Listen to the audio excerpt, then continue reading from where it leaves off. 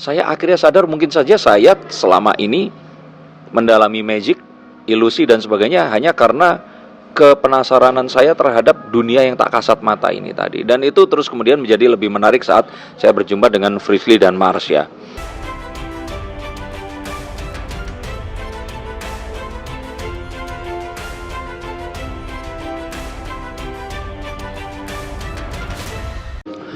Halo pemirsa SG Entertainment, saya Denny Darko, dan seperti biasa tidak ada yang namanya misteri, yang ada adalah tanda-tanda yang kita semua coba untuk mengerti. Nah, ini saya mau membahas karena berkaitan dengan apa yang menjadi satu hal yang saya lakukan di channel saya yang lain, di Tak Kasat Mata, dimana mungkin orang-orang bertanya, loh kok Denny Darko sekarang cari setan juga, cari hantu juga, seperti itu. Sebenarnya lebih daripada itu, ini adalah satu journey atau satu perjalanan yang saya nggak duga sebelumnya. Awalnya itu saat tahun lalu saya bertemu dengan Frisly Herlin di sebuah acara yang di-host oleh Mas Tukul Arwana, dan di situ dia diminta untuk jadi seorang narasumber secara keahliannya dia sebagai seorang indigo. Nah, kita bicara tentang indigo itu sendiri. Indigo itu dipercaya sebagai sebuah sebutan untuk seseorang yang memiliki satu kemampuan untuk bisa merasakan hal di luar yang bisa dirasakan oleh seorang manusia. Dan nama indigo muncul dari, jadi begini, saat seorang itu difoto menggunakan foto yang bisa menunjukkan aura mereka, aura manusia normal seperti saya dan Anda ini jingga. Saat difotokan ke orang yang memiliki kemampuan untuk melihat sesuatu yang tak kasat mata, kemudian auranya menjadi warna biru seperti jeans tapi lebih gelap. Nah, itu warna indigo. Indigo ini ada banyak. Roy Kiyoshi, Frisly Herlin, Sarah Wijayanto, Risa Saraswati. Nah, ini ada banyak, dan mostly mereka ini terus kemudian menjadi seorang YouTuber dan memberikan satu warna baru ke YouTube Indonesia dengan mengajak orang-orang untuk bisa melihat sesuatu yang nggak biasa mereka lihat. Jadi ini seperti sebuah seorang pencerita yang ingin menceritakan itu tadi. Nah, waktu saya menjadi seorang magician, dulu saya waktu SMA itu belajar, waktu kuliah saya terus kemudian profesional, itu adalah karena saya ini adalah seorang yang skeptis, yang tidak percaya tentang hal-hal yang seperti itu. Nah, tapi jangan salah bahwa dulunya ternyata karena saya ketemu dengan Frisly ini, saya ingat bahwa kehidupan saya dulu itu lekat dengan hal-hal ini tadi. Terutama saat Frisly memperkenalkan Marsha, itu adalah teman kecilnya, seorang bukan seorang ya.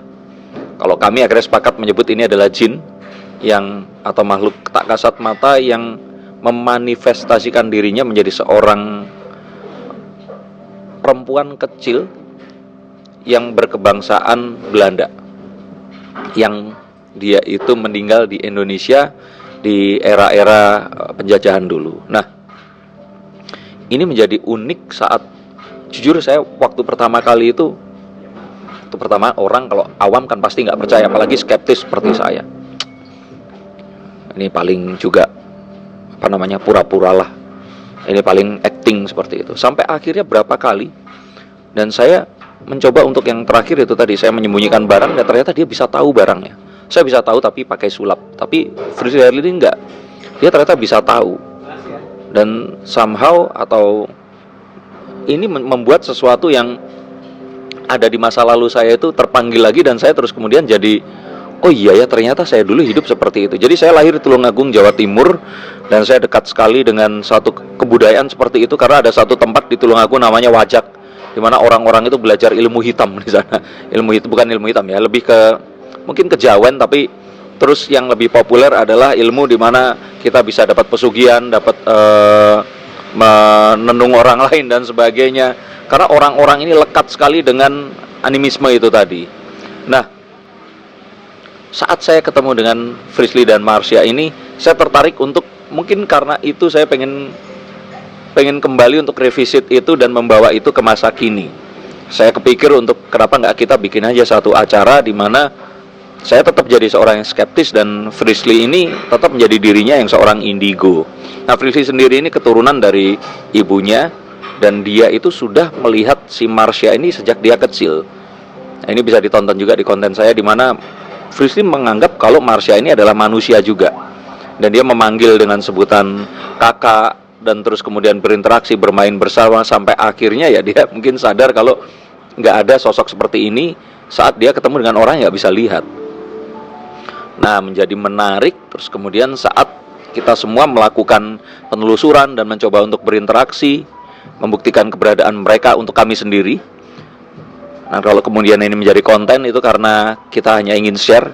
Dan ini menjadi menarik, lebih menarik lagi saat di saat-saat seperti itu terus kemudian kita jadi seperti punya anggota kelima, dan keberapa lagi karena kemudian Marsha ini ternyata nggak sendiri.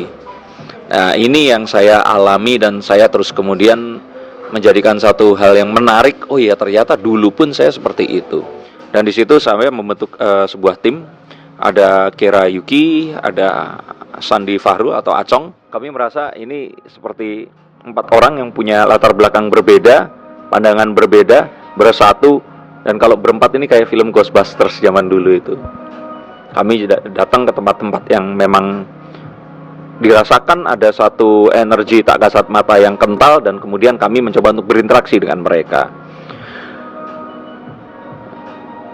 Selama 3 bulan ini hidup saya lebih menarik sih, dan saya punya satu pandangan yang berbeda, apalagi saat saya merasa sendiri di satu ruangan. Ternyata saya nggak ngerasa sendiri, saya melihat sesuatu dan kemudian mencari jawaban dari itu semua. Dan yang paling penting lagi adalah bagaimana leluhur saya dulu mencoba untuk mengerti kehidupan dengan bantuan ini tadi. Walaupun akhirnya saya pikir sih kalau menurut agama Islam sendiri tidak berinteraksi dengan mereka dengan satu tujuan untuk melakukan sesuatu yang sifatnya imbal balik. Jadi harapannya sih ini juga menjadi satu hal yang bisa kita sampaikan ke masyarakat. Dan ya, 2 anak ini tadi yang Frisly dan Marsha ini ternyata membawa saya ke masa lalu saya untuk bisa melihat sesuatu di masa depan ini tadi. Saya akhirnya sadar mungkin saja saya selama ini mendalami magic, ilusi dan sebagainya hanya karena kepenasaranan saya terhadap dunia yang tak kasat mata ini tadi. Dan itu terus kemudian menjadi lebih menarik saat saya berjumpa dengan Frisly dan Marsha. Pengen mas, cuman ya saya masih susah. Nah, mungkin dengan adanya channel Tak Kasat Mata ini saya bisa menemukan satu bakat spesial yang lain yang tidak ada dalam diri saya. Saya pikir nggak ada namanya garis keturunannya. Kalau ini diasah, seseorang pasti bisa. Bakat itu mungkin dimudahkan dengan itu, tapi kalaupun ternyata enggak, ya pasti garis keturunan harus ada yang mulai dong. Saya pikir itu sih terjadi dalam semua hal, bakat dan kemampuan.